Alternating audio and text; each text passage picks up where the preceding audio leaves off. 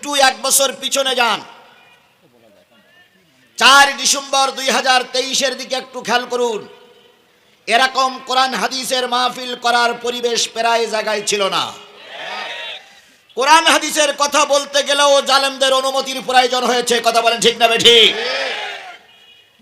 প্রায় অনুমতি দিতই না।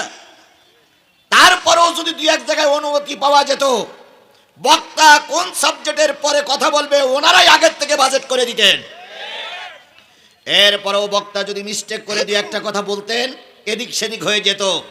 অনেক সময় বক্তাকে লাঞ্ছিত করে, অপমানিত করে মঞ্চের থেকে নামিয়ে দেওয়া হয়েছে। অনেক বক্তাকে পিটাইয়ে আহত করে হাসপাতালে পাঠানো হয়েছে।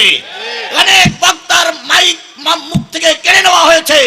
অনেক বক্তাকে আহত করে গাড়িতে পাঠিয়ে দেওয়া হয়েছে। সেই দিনটা এখন কি আর আছে?